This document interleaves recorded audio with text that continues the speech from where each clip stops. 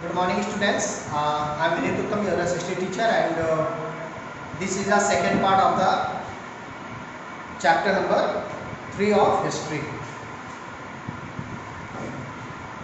And we are going to discuss about Tughlaq dynasty. Tughlaq dynasty में सबसे पहले हम लोग बात करेंगे गयासुद्दीन तुगलक के बारे में। गयासुद्दीन तुगलक, इनका शासनकाल 1320 से 1325 रहा। मैंने आपको बताया था बहुत कम शॉर्ट पीरियड में जिसने भी कोई नई डायनेस्टी स्टार्ट की है दिल्ली सल्तनत में, वो बहुत कम समय तक शासन कर पाया है। गयासुद्दीन तुगलक ने तुगलक डायनेस्टी का फाउंडेशन किया, उसको स्थापित किया, और उसने दिल्ली के निकट एक तुगलकाबाद नामक शहर भी बसाया। जो गयासुद्दीन तुगलक था उसने कल्टीवेशन की तरफ, कृषि और एग्रीकल्चर की तरफ बहुत ध्यान दिया। बहुत सारी नहरों का निर्माण करवाया, इरिगेशन के लिए बहुत सारे तालाबों का निर्माण करवाया, झीलों का निर्माण करवाया, और कृषि की तरफ उसका विशेष ध्यान रहता था।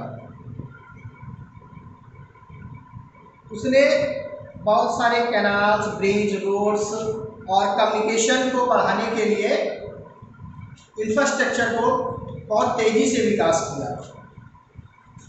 फिर हम लोग बात करते हैं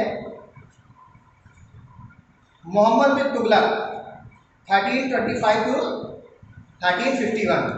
सबसे लंबा कार्यकाल इन्हीं का रहा। अनफॉर्चुनेट मोहम्मद बिन तुगलक दिल्ली सल्तनत के सबसे विफल शासकों में गिने जाते हैं। ये उनकी बदकिस्मती थी। जबकि मोहम्मद बिन तुगलक पूरी दिल्ली सल्तनत के सबसे विद्वान और पढ़े लिखे शासकों में उनकी गिनती होती थी, लेकिन फिर भी किस्मत का कुछ चक्र ऐसा था, या ये कह लें कि जो भी वो डिसीजंस लेते थे वो हमेशा उल्टे हो जाते थे, इसलिए उन्हें सबसे मूर्ख शासक कहा गया। कुछ चीज़ें उन्होंने की जिनके बारे में हम लोग बात करते हैं। सबसे पहले उन्होंने अपनी राजधानी को बदला। पहले दिल्ली सल्तनत में दिल्ली राजधानी हुआ करती थी, लेकिन जब बाद में उन्होंने देखा कि साउथ की तरफ बहुत ज़्यादा आक्रमण होने लगे, दिल्ली से साउथ को कंट्रोल करना दिक्कत का विषय था, तो उन्होंने किया क्या कि दिल्ली से अपनी राजधानी को बदला और उसको तुगलकाबाद लेकर गए। अब जब तुगलकाबाद लेकर गए तो लोग दिल्ली पे आक्रमण करने लगे, तो उन्हें ये लगा कि ऐसा ना हो जाए कि इधर का हिस्सा बचाने के चक्कर में मैं अपनी राजधानी खो दूं। तो उन्होंने फिर अपनी राजधानी तुगलकाबाद से दिल्ली शिफ्ट कर दी। अब इन सब मतलब दिल्ली से तुगलकाबाद और तुगलकाबाद से दिल्ली राजधानी ट्रांसफर करने में इनका बहुत सारा धन खर्च हो गया, राजकोष लगभग खाली हो गया। जब राजकोष खाली हो गया तो उनको लगा कि चलिए कोई बात नहीं, मैं अपने यहाँ टैक्स बढ़ा दूंगा, और टैक्स बढ़ाने के बाद ही जल्दी मेरा राजकोष भर जाएगा और सारी चीज़ें सामान्य हो जाएंगी। खासकर उन क्षेत्रों पे जहाँ पर जो दुआबा के क्षेत्र होते थे, कोस्टल एरियाज होते थे, वहाँ पर उन्होंने लगभग 50% तक टैक्स बढ़ा दिया। लेकिन किस्मत तो उनका यहाँ भी साथ नहीं दिया, और जिस साल उन्होंने टैक्स बढ़ाया उसी साल वहाँ अकाल पड़ गया, तो उनकी ये योजना भी विफल हो गई।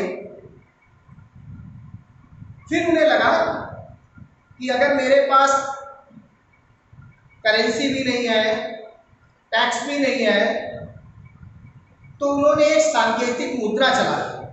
सांकेतिक, आपको मैं बता दूं कि जो जब पहले के समय में जो धातुएं होती थी, जैसे सोना, चांदी, मतलब इन सब चीज़ों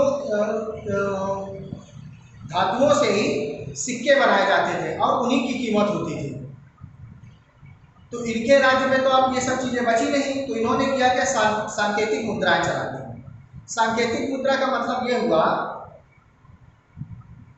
कि चांदी की जगह तांबे और कांसे के सिक्के चलाए, जिनका मूल्य सोने और कांसे चांदी के सिक्कों के बराबर ही माना जाता था।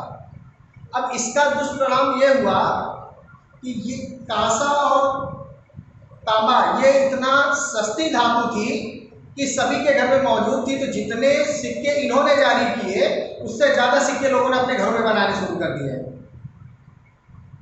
तो उनका ये प्रयोग भी विफल हो गया। जब मोहम्मद बिन तुगलक की मृत्यु हुई तो उस समय के इतिहासकारों ने कहा कि आज एक राजा को प्रजा से और प्रजा को राजा से मुक्ति मिल गई। तो ऐसा कुछ जीवन रहा मोहम्मद बिन तुगलक का। हम लोग बात करेंगे फिरोज शाह तुगलक के बारे में, 1351 to 88। फिरोज शाह तुगलक एक इस्लामिक नियमों के आधार पर रूल करने वाला एक शासक था, जिसने शरिया का जो नियम है, शरिया लॉ को दोबारा से मतलब इम्प्लीमेंट करवाया। उसने एक चैरिटेबल हॉस्पिटल का गठन किया। चैरिटेबल हॉस्पिटल का मतलब एक ऐसा चिकित्सालय जिसमें गरीबों के लिए जो आम जनता होती थी उसमें उसका निःशुल्क या कम पैसे में इलाज होता था, जिसको उसने नाम दिया था दारुल शफा। क्या नाम था? दारुल शफा। ये दिल्ली के निकट उसने करवाया था निर्माण। उसने बहुत सारी मतलब ही build many canal, forts and mosques, establish the new towns like Firozpur, Firozabad etc। उसने अपने नाम के हिसाब से फिरोजपुर, फिरोजाबाद जैसी नई सिटीज़ का निर्माण करवाया। और उसकी जो मृत्यु है वो 1351 में, ही डाइड इन 1351 सी। अब अगर एडमिनिस्ट्रेशन के बारे में बात करें, इसके प्रशासन के बारे में, तो वो एक बहुत ही कैपेबल एडमिनिस्ट्रेशन था। मतलब उसकी जो प्रशासनिक व्यवस्थाएं थी वो बहुत अच्छी थी। अब आगे हम लोग बात करेंगे कि लैंड टैक्स कैसे होते थे, मतलब कि जो भूमि कर था वो किस प्रकार से लगता था। तो उसने मोहम्मद बिन तुगलक ने लगभग भूमि कर को डबल कर दिया, जिसका नाम होता था जिस एरिया पे उसने भूमि कर को डबल किया था उसका नाम था द्वाब। द्वाब वो क्षेत्र होता है जो दो नदियों के बीच में बसा होता है। मतलब उसके आसपास का, मतलब उसके आसपास नदियों का विस्तार अधिक होता है। जैसे आप लोगों को जानकर हैरानी होगी कि जो अपना शहर है फतेहपुर, ये भी दोआबा में स्थित है। आप देखिए इसके दोनों तरफ नदियां गई हुई हैं। शहर के आप पिछले हिस्से में देखेंगे तो भी नदी गई हुई है और अगले हिस्से में देखेंगे तो भी नदी गई हुई है। ये दोआबा का क्षेत्र है, इसलिए यहाँ पर देखिए पानी की परेशानियां कम होती हैं। चलिए अब हम लोग बात करेंगे the invention of Timur. Timur जो था, Timur was the central Asian trunk who bred the Indian in 1398 ईस्वी एंड द प्लंडर। उसने 1398 में भारत को बुरी तरीके से लूटा, रौदा आक्रमण किया। और जो तुगलक एम्पायर था मतलब the Tughlaq empire could never recover from the blow through Timur invention. जो तुगलक डायनेस्टी थी वो तैमूर के आतंक से या तैमूर के जो उस समय जो आक्रमण हुए थे उनसे कभी रिकवर नहीं हो सकी। अब बात करेंगे हम लोग सैयद डायनेस्टी के बारे में। 1414 to 1526, 1414 से 1526 सी। ये बहुत शॉर्ट पीरियड में ये डायनेस्टी रही है और इनके जो मेन रूलर थे उसका नाम है खिज्र खान, जो कि 1414 से 1421 मतलब 1414 to 1421 सी तक शासन किया। फिर इसके बाद मुबारक शाह है, Mohammad Shah and the Khilji Alam Shah. In 1451 the last ruler Alauddin Alam Shah, ये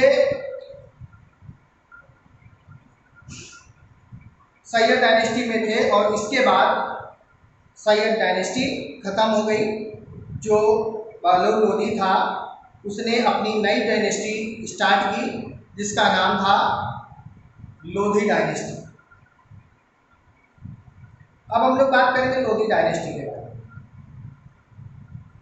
1451 टू 1526 ये लास्ट डायनेस्टी है आपके दिल्ली सल्तनत की। इसके बाद से हम लोग नेक्स्ट चैप्टर में हम लोग मुगल्स के बारे में पढ़ेंगे।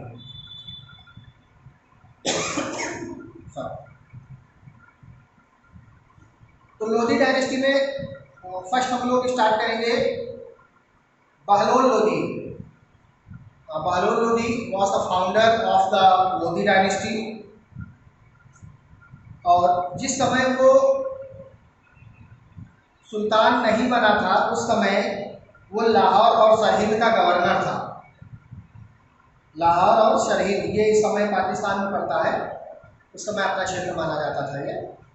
तो ये वहाँ का गवर्नर था। बाद में इसने लोधी डायनेस्टी के नाम से अपना शासन स्टार्ट किया। Through his military exercise he enacted many territorial such as Jaipur, Gwalior and some part of the northern and eastern India. उसने जब अपने साम्राज्य विस्तार जो मिलिट्री एक्सरसाइज की उसमें जौनपुर, ग्वालियर और जो नॉर्थर्न और ईस्टर्न इंडिया का जो पार्ट है उसके बहुत सारे हिस्सों को अपने राज्य में मिला लिया। उसने अपने आप को एक उपाधि दी थी जिसका नाम था खानम खाना। खान खानम, खान खानम ये उपाधि थी, टाइटल था जो उसने अपने आप को दिया था।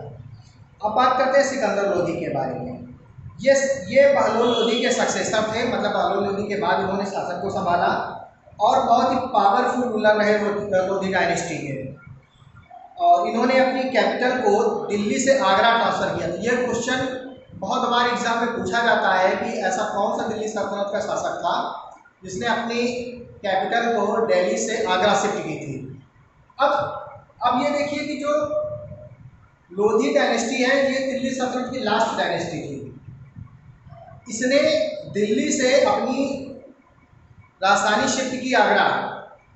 इसीलिए अब जब आप मुगल के बारे में पढ़ेंगे, जब मुगल्स के बारे में आप जब रीड करेंगे तो उसमें आपको जो कैपिटल जो मेन फोकस होगा ना वो आगरा हो गया, ना कि दिल्ली। दिल्ली आगरा के पास है इसलिए दिल्ली तो रहेगा ही, लेकिन अब आगरा में भी अब आपको चीज़ें सुनने को मिलेंगी। फिर इब्राहिम लोधी के बारे में बात करते हैं हम लोग। He was the last Sultan of the Delhi सल्तनत।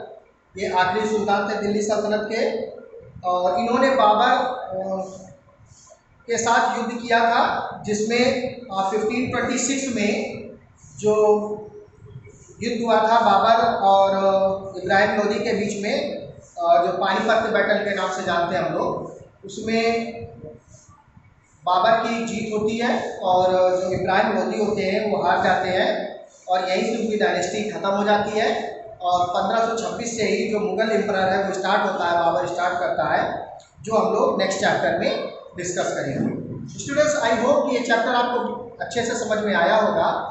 But if you have any queries, if you have any confusion, you can ask me. Till then, bye bye.